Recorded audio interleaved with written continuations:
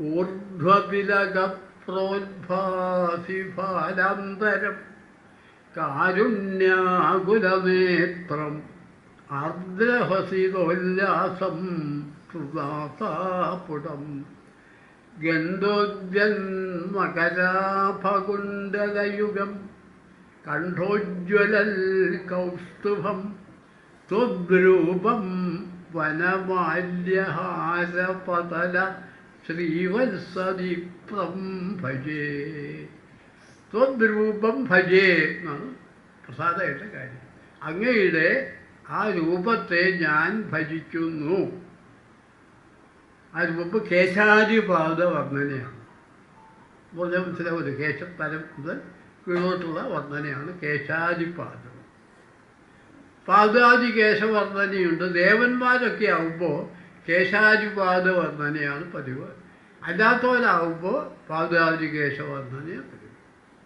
ഭഗവാന്റെ കേശാദിപാദ വർണ്ണനയാണ്. ആദ്യം കിരീടം, സൂര്യസ്പർദ്ധി കിരീടം, സൂര്യനോട് സ്പർദ്ധയുള്ള കിരീടം, അതിൽ സ്പർദ്ധിക്കുന്ന കിരീടം. സ്പർദ്ധിക്കുക എന്നുള്ള വാക്കിന് സ്പർദ്ധ എന്നൊരു വാക്ക് കേട്ടിട്ടില്ലേ? കലഹം ഒക്കെ അർത്ഥം. അപ്പോൾ സൂര്യനോട് കലഹിക്കുന്ന കിരീടം എന്ന് പറഞ്ഞാൽ എന്താ അർത്ഥം? സൂര്യനും കിരീടവും തമ്മിലൊരു കലഹം. എന്താ കലഹം? ആർക്കാണ് കൂടുതൽ ശോഭ? കലഹം. ആ കലഹത്തിൽ ആരാ ജയിക്കുന്നത്? കിരീടം ജയിക്കുകയാണ്. കിരീടം സൂര്യനേക്കാൾ ശോഭയുള്ള കിരീടം.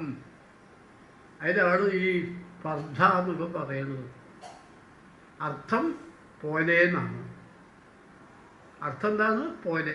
സൂര്യനെ പോലെയുള്ള കിരീടം എന്ന് പറഞ്ഞാൽ അല്പം നേത്തൽ ഇത് കിട്ടണം, ഉയർച്ച കിട്ടാനാണ് ഇങ്ങനെ പറയുന്നത്. ലാക്ഷണിക പ്രയോഗം എന്നൊക്കെ പറയുന്നതിന്.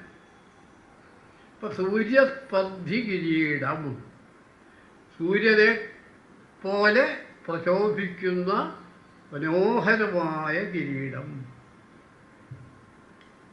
കനൽക്കോടിയിലെന്നൊക്കെ ഇതിന് പറയും, ലളിതാസഹസ്രനാമത്തിൽ പറയും. കനൽക്കോടീരമണ്ഡിത. കോടീരം വെച്ചാൽ കിരീടം തന്നെയാണ്.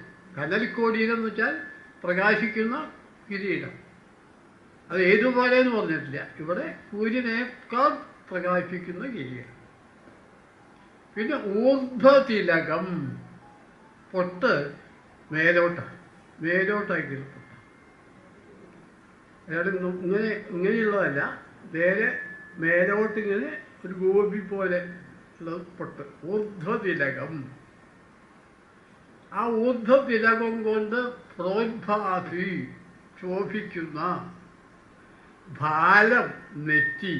ഭാലത്തിൻ്റെ അന്തരം എന്ന് പറഞ്ഞാൽ നെറ്റിയുടെ ഉൾഭാഗം, നെറ്റിത്തടം.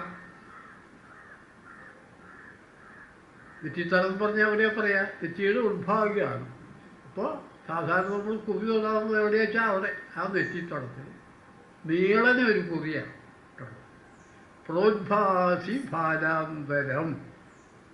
അപ്പോൾ സൂര്യസ്പർദ്ധി കിരീടം, ഊർധ്വപിലക പ്രോദ്ഭാസി ഭാലാന്തരം. ഭാലം നെറ്റി, അന്തരം അതിൻ്റെ ഉൾഭാഗം നെറ്റിത്തടം.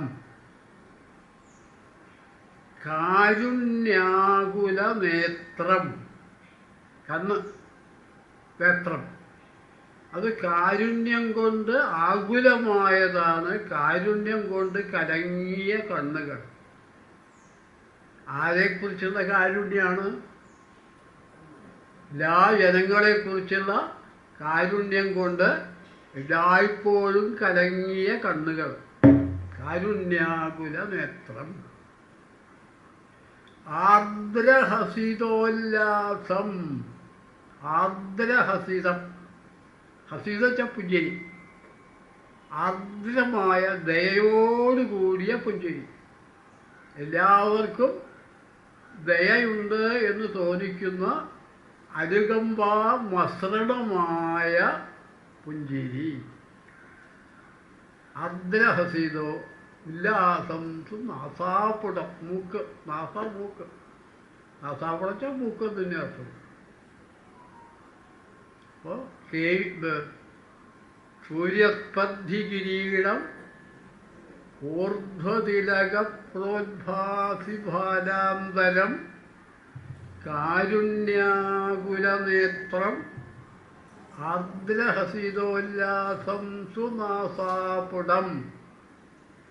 ഇപ്പം ചുണ്ട് വർദ്ധിച്ചു, മൂക്ക് വർദ്ധിച്ചു, നേത്രം വർദ്ധിച്ചു, നെറ്റി വർദ്ധിച്ചു, മുഖത്തിൻ്റെ ഗന്ധം കൗളം, ഗന്ധോദ്യൽ ഗന്ധത്തെ ശോഭിപ്പിക്കുന്ന ഗന്ധോദ്യൻ മകരാഭകുണ്ടലയുഗം. യുഗച്ച രണ്ട്. കുണ്ടലം കർണാഭരണം, ചെവിയിലടിയുന്ന ആഭരണം കുണ്ടലം. ആ കുണ്ടലം എങ്ങനെയുള്ളതാണ്? മകരാഭം, മകര മത്സ്യത്തിൻ്റെ ആകൃതിയിലുള്ള. മകരം ആഭച്ച ശോഭ, മകരാഭം മകര മത്സ്യത്തിൻ്റെ ശോഭയിലുള്ള കിരീടം. മകരം ഏതാണ്ട് കരിമീനൊക്കെ ഇല്ലേ, ആ കരിമീനൊക്കെയാണ് ഈ മകര മത്സ്യത്തോട് സാദൃശ്യപ്പെടുത്തുക. ഇങ്ങനെ കരിമീൻ്റെ രൂപം വരയ്ക്കുമ്പോൾ അങ്ങനെയല്ലേ വരിക, നീളനല്ല വരിക, ഇങ്ങനെ വരിക. അങ്ങനെയുള്ള ഈ കുണ്ടലങ്ങളാൽ ശോഭിക്കുന്ന കവിത്തടം. ഗന്ധോദ്യൻ മകരാഭകുണ്ടലയുഗം, മകരാഭകുണ്ടലയുഗങ്ങളാൽ ശോഭിക്കുന്ന കവിൾത്തടം. കാതിലടിയുന്ന മകരമത്സ്യത്തിൻ്റെ ആകൃതിയിലുള്ള കർണാഭരണങ്ങളെ കൊണ്ട് പരിശോഭിക്കുന്ന കവിൾ. ഗന്ധോദ്യൻ മകരാഭകുണ്ടലയുഗം. കണ്ഠ ഉജ്ജ്വലൽ കൗസ്തുഭം. കണ്ഠത്തിൽ ഉജ്ജ്വലത്തായ ജ്വലിച്ചുകൊണ്ടിരിക്കുന്ന ശോഭിക്കുന്ന കൗസ്തുഭം, കൗസ്തുഭരത്നം. കണ്ഠത്തിൽ അദ്ദേഹം അണിഞ്ഞിട്ടുള്ള കൗസ്തുഭം. അങ്ങനെയുള്ള ത്വരൂപം, അങ്ങയുടെ രൂപം. ഇനിയുണ്ട് വനമാല്യ ഹാര പടല ശ്രീവത്സ വിപ്രം. വനമാല, വനമാല എന്ന് പറഞ്ഞാൽ ഈ 6 ഋതുക്കളിലുള്ള പുഷ്പങ്ങൾ, തടീരുകൾ, കടമ്പിൻ്റെ പൂവ്, നടുക്ക് കടമ്പിൻ്റെ പൂവ്, ചുറ്റും നിറയെ പലതരം പൂക്കളാണ്. അങ്ങനെ ആജാനുബാഹുവായ മാല എന്നൊക്കെ പറയാം. അത് ആജാനുബാഹുവായ മാല വെച്ചാൽ ഏറ്റവും വലിയ മാല, കഴുത്ത് തൊട്ട് കാല് വരെ നീണ്ടു കിടക്കുന്ന തളിരുകളെ കൊണ്ടും പൂക്കളെ കൊണ്ടും ഇടയ്ക്കിടയ്ക്ക് തളിരുകളും പൂക്കളും ഇടകലർത്തി കോർത്തതും നടുക്ക് കടമ്പിൻ്റെ പൂവ് വെച്ച് കോർത്തതുമായ മാലയ്ക്കാണ് വനമാല.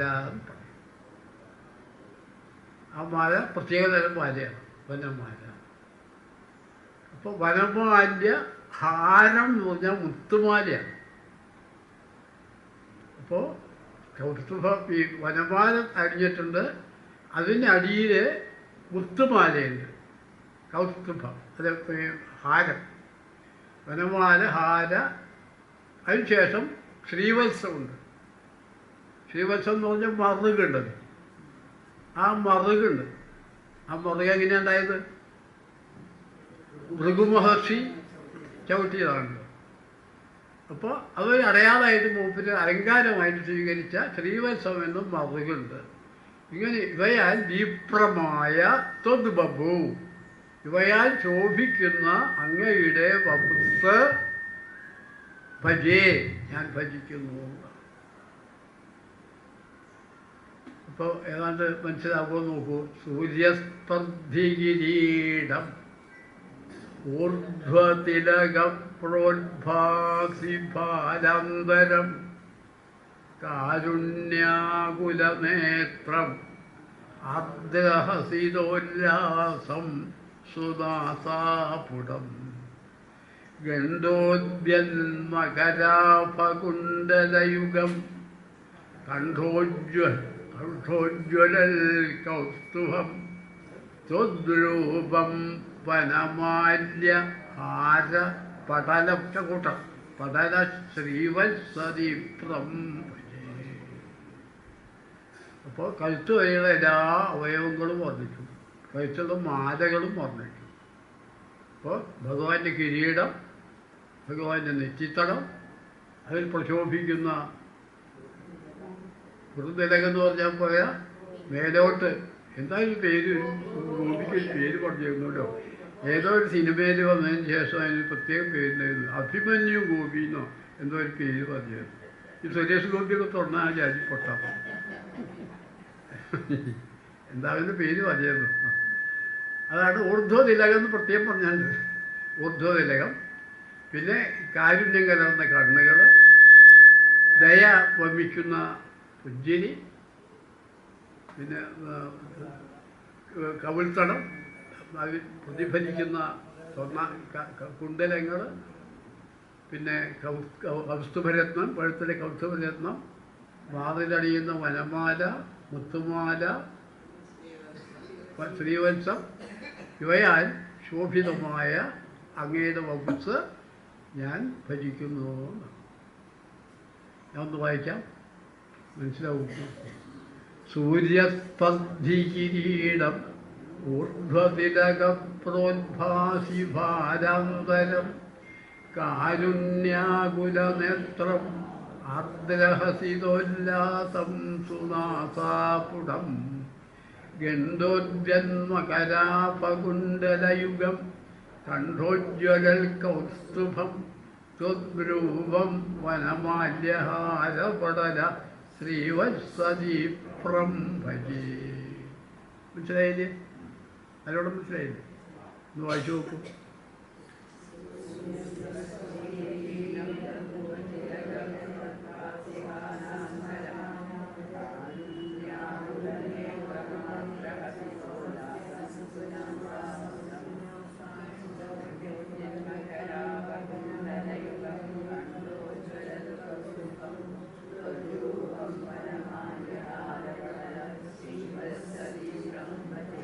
എഴുത്തച്ഛൻ്റെ ഭാരതത്തിലുള്ള പാർത്ഥസാരഥി വർണ്ണന ഓർക്കുന്നുണ്ടെങ്കിൽ അത് ഇതേപോലെ ഇനിയാണ് ഏതാണ്ട് വരുന്നത്. നിറന്ന പീലികൾ നിരക്കവേ മുക്കി എന്നുള്ളടത്ത്. അപ്പോൾ ഈ ശ്ലോകം വിടാൻ നോക്കും ഇല്ലേ? കൃത്യമായിട്ട് ഇനി ഉണ്ടല്ലോ ആ രൂപം. ഇതൊക്കെ വൈകാട്ട് പഠിക്കാനുണ്ട. ഇതൊക്കെ നമ്മൾ നിത്യനാമത്തിൽ പെടുത്തേണ്ട ശ്ലോകങ്ങളാണ്. ഈ ശ്ലോകം വൈകാട്ട് പഠിക്കണം. ഇങ്ങനെ കുറച്ച് ശ്ലോകങ്ങൾ ഇതിൽ കാണും. അതൊക്കെ ഈ ഭഗവാന്റെ അവതാരം വിവരിക്കുന്ന പല സന്ദർഭങ്ങളെയും മനോഹരമായ ശ്ലോകങ്ങളുണ്ട്, അതൊക്കെ പഠിക്കണം. ആബീല കൃഷ്ണകേശം എന്ന് പറയുമ്പോൾ 90ാമത്തെ വർഷത്തിലൊക്കെ ശ്ലോകങ്ങളുണ്ട്. ഇനി അടുത്തത് കേയൂരാംഗത കങ്കണോത്തമ മഹാഗ്രീവ മഹാരത്നാങ്കുലീയാങ്കിത ശ്രീമദ്ബാഹുചതുഷ്കസംഗത ഗദാശങ്കാരി പങ്കേരുഹം കാഞ്ചിത് കാഞ്ചന കാഞ്ചിലാഞ്ചിതലസത് പീതംബരാലംബിനീം ആലംബേ വിമലാംബുദച്യുതിപദം മുക്തിം തവാർത്തിക്ഷിതം. അതിൻ്റെ തുടർച്ചയാണ് കേട്ടോ. ആദ്യത്തെ വർണ്ണനയുടെ തുടർച്ചയാണ്. ഇനി കേയൂരാംഗത കങ്കണോത്തമ മഹാരത്നാങ്കുലീയാങ്കിത ശ്രീമദ്ബാഹു ചതുഷ്കം. ബാഹു ചതുഷ്കം, ബാഹു കയ്യ്, ചതുഷ്കം 4. അങ്ങനെ അങ്ങയുടെ 4 കയ്യ്. ആ 4 കയ്യിൽ എന്തൊക്കെയുണ്ട് എന്നാണ്. കേയൂരുണ്ട്, അങ്കതുണ്ട്, കങ്കണുണ്ട്, രത്നാങ്കുലീയമുണ്ട്. 4 എണ്ണമുണ്ട്. കേയൂര അങ്കത കങ്കണോത്തമ രത്നാങ്കുലീയ അങ്കിത ആണ്. കേയൂരം എന്ന് പറഞ്ഞാൽ ഈ ഭഗവാന്റെ ചിത്രമൊക്കെ വേണ്ട, ഈ പുസ്തകത്തിൻ്റെ ചിത്രത്തിലൊക്കെ കാണാം. ഇത് ഇവിടെയല്ല, ഇതിൻ്റെ പിന്നിൽ കൊടുത്ത ചിത്രം ഉണ്ടല്ലോ, ഇങ്ങനെയുള്ള ചിത്രം ഉണ്ടല്ലോ. ആ ചിത്രം നോക്കിയാൽ ആദ്യമായിട്ട് ഇവിടെ ഒരു വള കാണും, തോൾവള. ഇതിൽ കേയൂരം എന്ന് പറഞ്ഞാൽ തോൾവളയാണ്. പിന്നെ അങ്കദം എന്ന് പറഞ്ഞാൽ ഇതിലൊരു വളമാണ്. ആ ചിത്രത്തിൽ കാണാം. ഇതിൽ അങ്കദം കൈവളാന്ന് തന്നെ പറയാൻ പറ്റുള്ളൂ ഇതിന്. പിന്നെ കങ്കണം എന്ന് പറഞ്ഞാൽ ഇവിടെ ഒരു വളയുണ്ട്, സാധാരണ വളയുണ്ട്, അതാണ് കങ്കണം. ഇപ്പം 3 വളയാണ്. അതിന് 3നും വേറെ പേര്: കേയൂരം, അങ്കദം, കങ്കണം. കടകെന്നും പേരിൻ്റെ വളയ്ക്കേട്ട കടകം. അപ്പോൾ അങ്ങയുടെ കയ്യെ ബാഹു 4 കൈകളും എങ്ങനെയുള്ളതെന്ന് ചോദിച്ചാൽ കേയൂരമുണ്ട്, അങ്കദമുണ്ട്, കങ്കണുണ്ട്, പിന്നെ രത്ന അങ്കുലീയാങ്കിതം ആണ്. രത്ന അങ്കുലീയം കൊണ്ട് അടയാളപ്പെട്ടതാണ് രത്നാങ്കുലീയം. അങ്കുലീയം മോതിരാണല്ലോ, രത്നം പതിച്ച അങ്കുലീയം. ഇപ്പോൾ കല്ല് വെച്ച മോതിരം എന്നൊക്കെ നമ്മൾ പറയില്ലേ, അതാണ് രത്നാങ്കുലീയം. അങ്ങനെയുള്ള ശ്രീമത്തായ ബാഹുചതുഷ്കം 4 കൈകൾ. ആ 4 കൈകളിൽ സംഗതമായിട്ടുള്ള 4 കൈകളിലുള്ള എന്തൊക്കെ സാധനങ്ങളാണ്? ശംഖ, അരി, പങ്കേരുഹം. സംഗത ഗദാ, ശംഖാരി, പങ്കേരുഹം. ഒരു കയ്യിൽ ഗദ, പിന്നെ മറ്റൊരു കയ്യിൽ ശംഖ്, വേറൊരു കയ്യിൽ അരിച്ച ചക്രം, സുദർശന ചക്രം, പങ്കേരു വെച്ച താമര. അപ്പോൾ ഒരു കയ്യിൽ ഈ ചിത്രം നോക്കിയപ്പോൾ കാണാതെ ഈ ചിത്രത്തിലൊക്കെ വളരെ കൃത്യമായിട്ട് കാണും. ഒരു കയ്യിൽ ശംഖുണ്ട്, മറ്റേ കയ്യിൽ ചക്രമുണ്ട്, കൗമോദകി എന്ന് പറഞ്ഞ പേരുള്ള ഗതയുണ്ട്, താമരപ്പൂ. അങ്ങനെ പങ്കേരുഹത്തോട് കൂടിയതാണ് അങ്ങയുടെ 4 കൈകൾ. കേയൂര, അങ്കദ, കങ്കണോത്തമ, മഹാരത്നാങ്കുലീയാങ്കിത ശ്രീമദ് ബാഹുചതുഷ്കം സംഗത ഗദാശംഖ അരി പങ്കേരുഹം. നീണ്ടൊരു പദ, നീണ്ടൊരു 2 വരി കൂടി ഒറ്റ വാക്കാം പദ. അർത്ഥം മനസ്സിലായില്ലേ? ഇപ്പം ഇതിൻ്റെ പങ്കേരുഹം, ഇങ്ങനെ പങ്കേരുഹത്തിന് താമര നസം കിട്ടുന്നത് പങ്കം ചളിയാണ്, അതിൽ നിന്നും മുളച്ചു വരുന്നത് എന്നുള്ളത് കൊണ്ടാണ് പങ്കേരുഹം എന്ന് പറയുന്നത്. പങ്കജെന്ന് പറഞ്ഞാലും അതിൻ്റെ അർത്ഥം പങ്കത്തിൽ നിന്ന്, ചളിയിൽ നിന്ന് മുളച്ചു വരുന്നത് പങ്കേരുഹം. അരി എന്ന് വെച്ചാൽ ചക്കറാണ് കേട്ടോ. അരി എന്ന് വാക്ക് എവിടെ കണ്ടാലും, വീട്ടിൽ അടുപ്പത്ത് അല്ലാത്ത ഏതൊക്കെ കണ്ടാലും അരി ഭഗവാന്റെ കൈ കണ്ടാൽ ചക്കറാണ്, സുദർശന ചക്കറാണ്.